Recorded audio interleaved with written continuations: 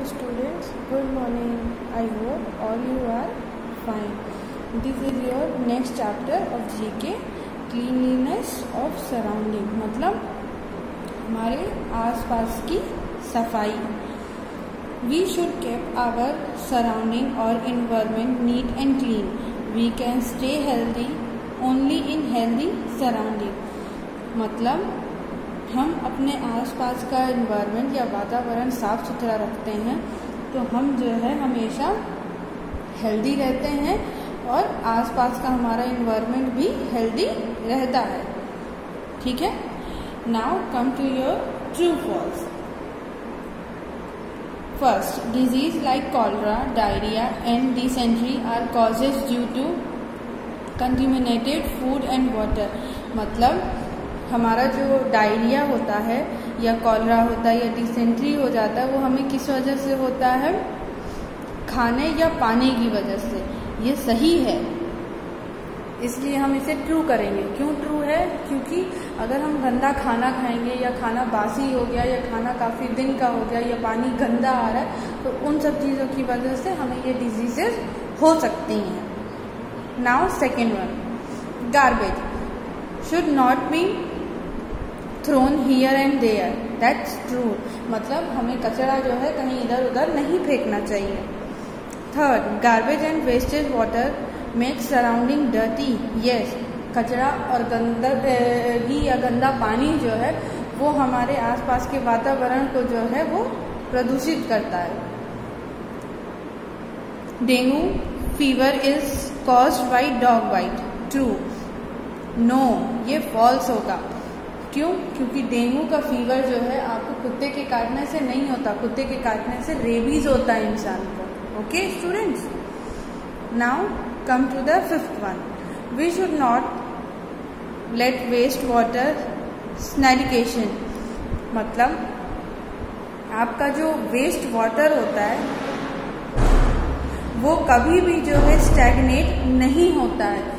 कि कितना भी कर लीजिए वो चीज़ें आपकी पूरी प्रॉपर होती ही नहीं है. ओके, तो ये आपका ट्रू होगा.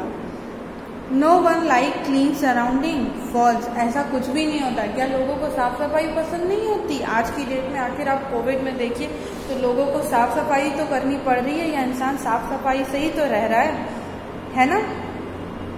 तो इस वजह से आज का ये जो चैप्टर है आपका या जो भी चीज़ें आप इस चैप्टर में पढ़ेंगे मान के चलिए कि आज के टाइम में ये चीज़ें सबसे ज़्यादा ज़रूरी हो चुकी हैं आपके लिए. ठीक है. Now come to the next one. We should spit in the open. False. गलत. कभी नहीं. ये ट्रू कभी नहीं हो सकता. क्यों नहीं होगा? क्योंकि आपको कहीं इधर उधर थूकना नहीं चाहिए. ठीक है. Malaria is caused by mosquito bite. It's true. Malaria जो है हमें मॉस्किटो के काटने से होता है. There should be proper arrangement for disposal of waste water. हमें जो है वेस्ट वाटर के लिए या उसको डिस्पोज करने के लिए एक प्रॉपर अरेंजमेंट की ज़रूरत होती है. ये हमारा सही चीज़ है और सही तरीके से करने का चीज़ है. Flies and mosquito carries the germs of many disease from dirty place to exposed food. Yes, हमारी जो मक्खियाँ या मच्छर होते हैं वो कई तरीके की गंदगी फैलाते हैं क्योंकि बाहर का जो कचरा कूड़ा करकट या खाना पड़ा होता है वो उस पर से बैठने के बाद अगर हमारे ऊपर बैठ रहे हैं या हमें काट रहे हैं तो उससे बीमारी होना लाजमी है. Okay student. Now come to your fill in the blanks. Waste material or dash means garbage caused great harm to the environment.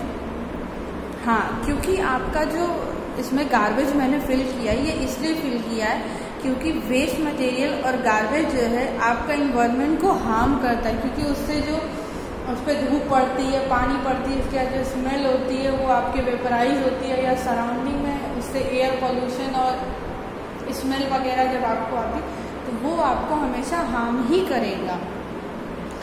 Garbage contain material that can be recycle such a paper, metal and glass etcetera.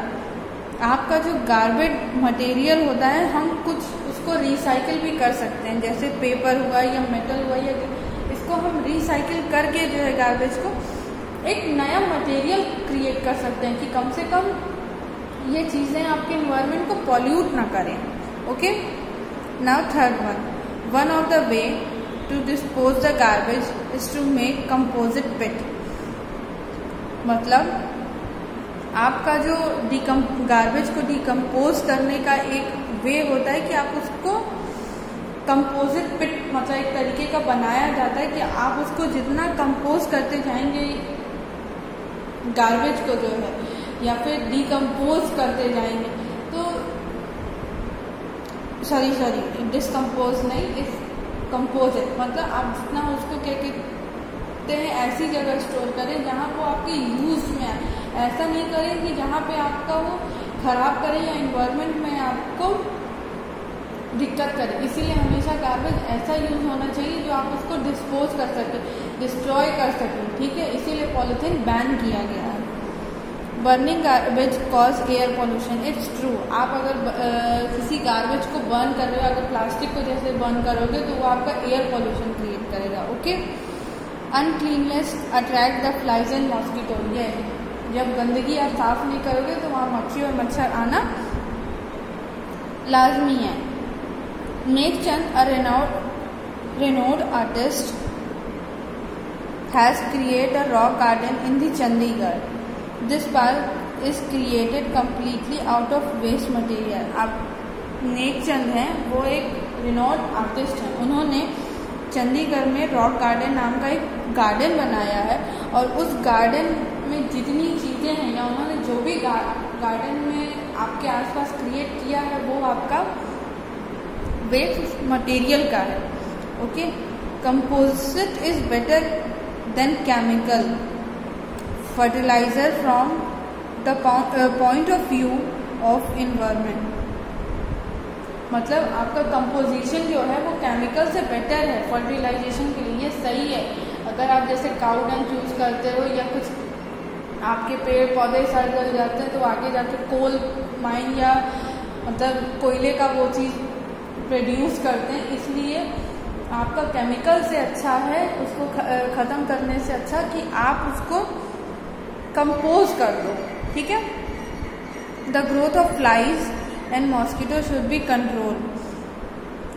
Yes, हम growth of flies और mosquito का control कैसे कर सकते हैं? अपने आसपास की साफ सफाई से। Wet water can be dispose by many of soak pit.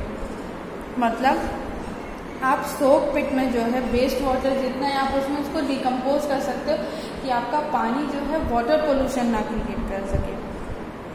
Mosquito usually breed in stagnate water. मतलब मॉस्किटो का या मच्छरों का ज़्यादा कहाँ बढ़ना मिलता है? पानी के किनारे, जो बचा हुआ पानी या गंदा पानी किनारे ठहर जाता है या ठहरा हुआ पानी। ठीक है, सो स्टूडेंट आपको साफ सफाई से ही ज़्यादा इस टाइम रहना है और आपका चैप्टर ये यही कहता है। तो स्टूडेंट चैप्टर का नेम डाल के, चैप्टर का नाम डाल के आपको ट्रू फॉल्स और फिल इन द ब्लैंक्स अपनी जीके की कॉपी में करना है आज की date. Okay student, so thank you.